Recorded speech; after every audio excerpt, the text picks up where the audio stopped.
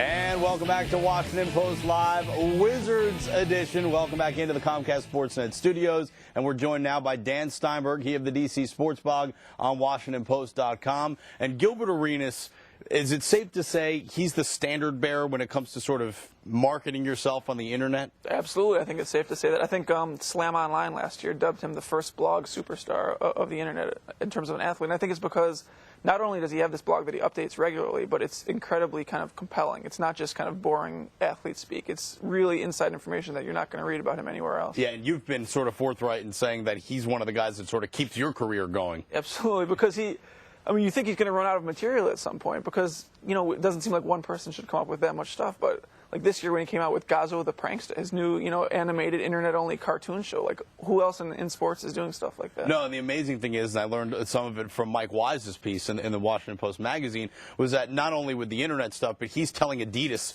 sort of how to run their ad campaigns. Yes. And he's the greatest thing about Gil to me, and one of the great things, is that his nickname is so widely known at this point. We all know the greatest nicknames aren't ones that you bestow upon yourself, but that others bestow upon you. And true to form, it came from the internet. It came from the Wiznuts, two guys who have been around this area for a while, and they have this crazy Wizards blog. A lot of it is kind of unprintable for me because it's kind of lewd a little bit. But they came up with this nickname Agent Zero, which has some ties to Seinfeld, some ties to Marvel Comics. They bestowed it upon him last year. Some other bloggers picked it up. I took it to him at training camp last year. He sort of liked it. And then by later in the year, he was telling people that he had come up with it himself, which, fine if he wants to think that, that's cool. But yeah, it's great that the Wiznuts came up with it, and it's total standard fare now. You hear it on ESPN, you see it in every newspaper in the country. The That's what his Wiznuts name probably is. wish they trademarked that thing early on before it got out to the general public. It's true, although they got some of their T-shirts. Their T-shirts are kind of being mass marketed in some glossy magazines now, so they're making a dime at least. Yeah, very nice. And the greatest thing about Gilbert, too, is that it's not contrived, and we know that because of stuff like his behind-the-scenes shooting contest with Deshaun Stevenson, which was something that just came about. He doesn't pull this off. Exactly. I think that's why that was cool. Obviously, it was on places like Comcast Sportsnet. It was, some TV stations were there, and they picked it up. But it was totally organic, just something that kind of started. They were shooting. Gilbert was launching the one-handed shots. They were just kind of having a great time.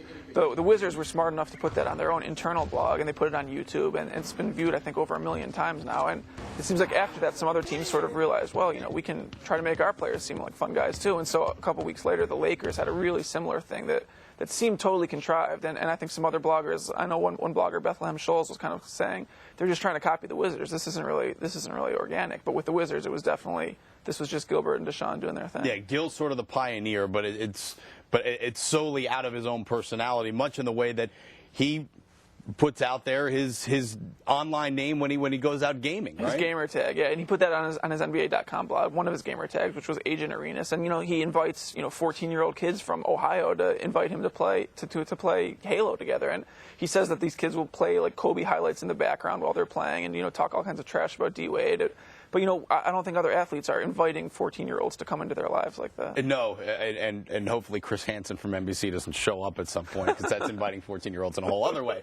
What's next? What does he do next? Where's the next sort of platform for Gil to open himself up? Well, I don't know. With this cartoon show, we were kind of joking with him, like, what, are you trying to be a producer when you're done with basketball? But he was kind of legitimately saying that he's trying to lay the groundwork for him to have some kind of a career in entertainment, in the entertainment industry after he gets done with basketball, whether it's actually producing documentaries or cartoon shows or whatever, but he wants to stay involved in this kind of entertainment realm. Well, hopefully he still continues to entertain us for a long time to come. Dan Steinberg, thanks so much for your contributions. Much thanks to Michael Lee as well for joining us on this very special edition of Washington Post Live. Sports Night, Wizards pregame edition is coming up next. Thanks to our guests. Thanks to you. Have a great night. We'll see you all tomorrow. Washington Post Live has been brought to you by First Fidelity Mortgage.